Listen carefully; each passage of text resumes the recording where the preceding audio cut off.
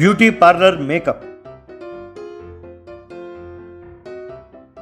एक गांव में ब्रिजेश नाम के व्यक्ति ने औरतों के लिए एक ब्यूटी पार्लर खोला। ब्रिजेश घर घर गया और औरतों को पैम्फलेट्स बांटने लगा।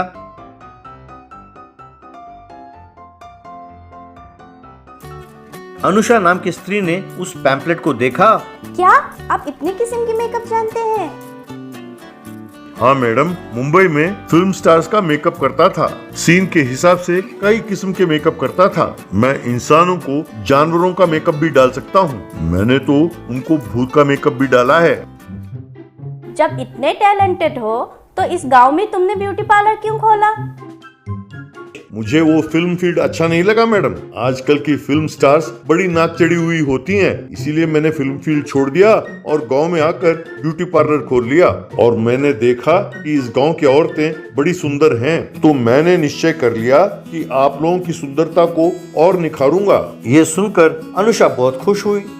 इस तरह ब्रिजेश उन औरतों का कई किस्म के मेकअप करने लगा।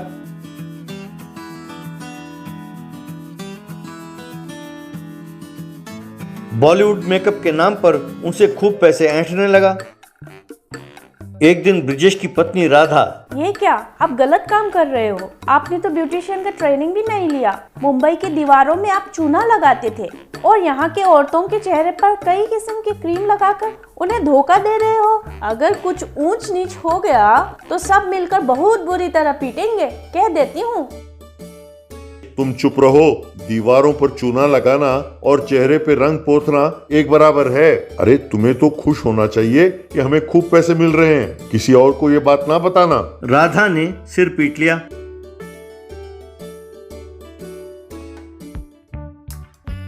एक दिन अनुषा ब्रिजेश के ब्यूटी पार्लर में आई। देखिए, कल मेरी सगाई है। मेरे चेहरे पर एकदम बढ़िया सी चमक होनी चाहिए। मेरा गोल्डन फेशियल करिए और मुल्तानी मिट्टी लगाकर मेरा फेस पैक बनाइए। और हाँ, मेरे कान थोड़े छोटे हैं, तो ऐसे हेयर स्टाइल बनाइए जिससे मेरे कान छिप जाए। बाप रे, ये तो मेकअप के बारे में बहुत कुछ जानती है। इसने जो कुछ बताया मैंने कभी सुना ही नहीं। यूं सोचा। ठीक है मैडम, आप चिंता ना करो। आप अपना चेहरा मुझे सौंप दो और आराम से बैठो, मैं सब संभाल लूंगा। वैसे मैं कान का मेकअप करना भी जानता हूँ। मैं आपके छोटे कानों को ढक दूंगा, पर इसके लिए थोड़ा ज्यादा खर्च होगा। खर्च की चिंता ना करो। मैंने कहा ना कि मेरी सगाई है, तो मैं सुंदर दिखूं वही काफी है। तब ब्रिजेश क्रीम की तरफ ताकने लगा कि इसे कौन सा क्रीम डाला जाए। आखिरकार उसने एक क्रीम उठाया और उसके चेहरे पर लगाया। फिर कान में कुछ और क्रीम लगाया।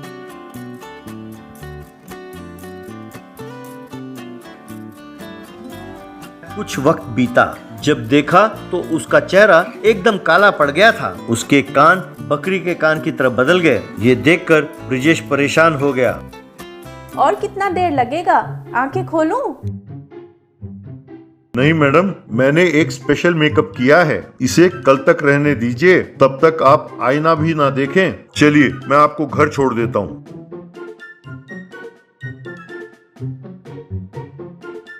यूं ब्रिजेश उसे लेकर सड़क पर चलने लगा। अनुषा के कान देखकर लोग हंसने लगे। लोग इतने जोर जोर से हंस क्यों रहे हैं? आपको देखकर नहीं, कोई बफून सड़क पर जा रहा है, उसे देखकर हंस रहे हैं। यूं ब्रिजेश ने अनुषा को उसके घर छोड़ा और तुरंत वहां से भाग खड़ा हुआ। घर लौटकर ब्रिजेश राधा से, अरे बेड़ा गर्क हो गया। मैंने एक औरत को ना जाने क्या क्रीम लगा दिया, बस उसके कान बकरी के कान की तरह बड़े हो गए। इससे पहले कि उसे ये बात पता चले, हमें ये गांव छोड़कर भाग जाना होगा। ऊपर से उसका भाई बहुत बड़ा पहलवान है। मैंने तो पहले ही कहा था, सब मेरी किस्मत है। तभी अनुषा और उसका पहलवान भाई वहां पहुंचे। क्यों रे, तू अपने आप को बॉलीवुड मेकअप मैन कहता है? तुमने मेरी बहन के बकरी के कान बना दिए। अरे कमीने, तेरे वजह से सगाई टूट गई है। मैं तुम्हें नहीं छोड़ूंगा। कहकर उसने ब्रिजेश को खूब मारा। कुछ दिनों बाद जब ब्रिजेश अस्पताल से छूटा तो उसने ब्यूटी पार्लर को बंद किया और दीवारों में चूना लगाने का काम करने लगा। Game fishing. साई नगर नाम के गांव में एक बड़ा तालाब था। गांव वाले उस तालाब में मछली पकड़कर अपना गुजारा करते थे। एक दिन तालाब के पास रविंद्र नाम का एक बिजनेसमैन आया। वहाँ पर खड़े मछुआरों से रविंद्र, हाय फ्रेंड्स, मेरा नाम रविंद्रा है। मैं कई मछली वाले तालाब के मालिक हूँ, लेकिन मेरे कुछ अमीर दोस्त प्राकृतिक तौर पर पलने वाली मछलियाँ खाना चाहते हैं। इसलिए यदि आप लोग हर रोज पकड़ने वाली मछलियाँ मुझे बेचें तो मैं अच्छे खासे दाम दूंगा। देखिए साहब, हम कई सालों से आस पड़ोस के गांव में ही ये मछलियां बेचते आ रहे हैं। ये काम हम सिर्फ पैसों के लिए नहीं करते। वैसे भी आप कह रहे हैं कि आपके पास बहुत सारे मछलियों के तालाब हैं, तो आप भी मछलियों को प्राकृतिक तौर पर क्यों नहीं पालते? अच्छा, तो तुम बेचने से मना कर रहे हो, यही बात है ना? ठीक है, देख लेते हैं। क्यों भैया, यही ना? देखता हूँ कह मेरे पति को धमकाते हो। देखो, तुम्हारे इन धमकियों से डरने वाले नहीं है हम। देखो, तुम इन मछुआरों को नहीं जानते। अगर ज्यादा नाटक किया तो तुम्हें धो डालेंगे, समझे? तब रविंद्र गुस्से में वहाँ से चला गया।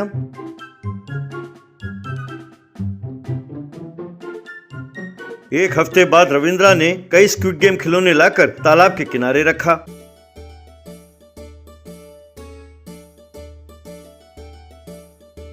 तब उस गांव का सरपंच राठौड़ से, क्यों भाई राठौड़, रविंद्र जी को तुम लोग यूं शक की नजर से क्यों देखते हो? उन्हें ये गांव का तालाब और यहाँ का वातावरण बहुत अच्छा लगा। इतना ही नहीं, अपने गांव को टूरिस्ट स्पॉट बनाने के लिए ये मदद भी कर रहे हैं। इसी सिलसिले में इन्होंने ये खिलौने यहाँ रखे हैं। ये सुनकर वहाँ खड़े लोगों ने ताली बजाई। तब राठौड़ से साक्षी, सुनो जी, इस आदमी और इन खिलौनों को देखती हूँ तो मेरा माथा तनकता है।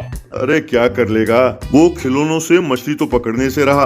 अरे तालाब की उछलते हुए मछलियों को पकड़ने के लिए एक टेक्निक की जरूरत है, वो कोई और नहीं कर सकता, सिर्फ हमारे गांव के मछुआरे कर सकते हैं। वो हम लोगों से दोस्ती बनाकर यहाँ से मछली लेकर जाना चाहता है। उस रात को रविंद्र और उसके साथी चोरी छुपे तालाब के पास पहुंचे। वहां उन खिलौनों को उसने ऑन किया।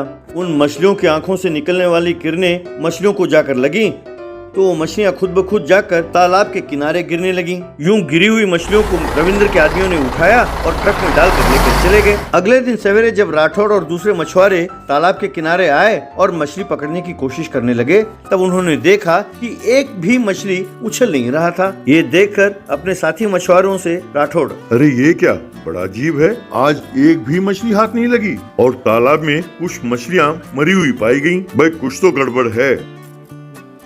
अरे लगता है कि मछलियाँ आज रेस्ट ले रही हैं। चलो आज छोड़ देते हैं, कल फिर आएंगे।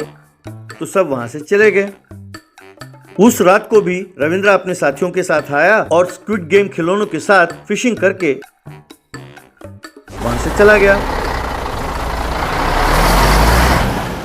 अगले दिन सवेरे फिर राठौड़ और दूसरे मछुआरे आए तो उनके हाथ फिर से मछलियाँ नहीं लगी। ये देखकर साक्षी राठौड़ से, सुनो जी, जब से ये खिलौने यहाँ आए हैं मछलियाँ हमारे हाथ नहीं लग रही। मुझे तो इन्हीं पे शक है। अरे क्या दीदी, शुक्र है तुमने ये नहीं कहा कि ये खिलौने मछलियाँ खा गईं। यहाँ ये जरूरी नहीं है कि तुम सही हो या मैं। पहले ये पता लगाना होगा कि यहाँ हो क्या रहा है। ये जानने के लिए आज रात को हमें यहाँ आना होगा, तभी असली बात का पता चलेगा। हर रात की तरह उस रात को भी रविंद्र अपने आदमियों के साथ आया और स्क्विड गेम खिलौनों के साथ मछलियां पकड़ने लगा। उसके आदमी उन मछलियों को ट्रक में लोड कर रहे थे। राठौड़ के साथी ये सब देखकर हैरान रह गए।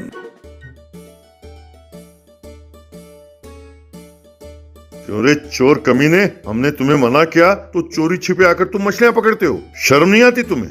अरे अब भी कुछ नहीं बिगड़ा है, मेरे साथ हाथ मिला लो, फायदे में रहोगे, वरना तुम इन खिलौनों के बारे में नहीं जानते। अगर मैंने इन खिलौनों को तुम्हारी तरफ घुमा दिया तो इनकी आंखों से निकलने वाली किरणों से तुम भी मछलियों की तरह उछलने लगोगे।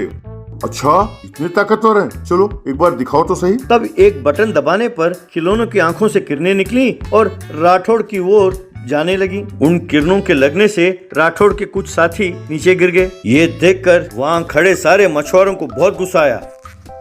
उन्होंने रविंद्र और उसके आदमियों को पकड़कर खूब मारा।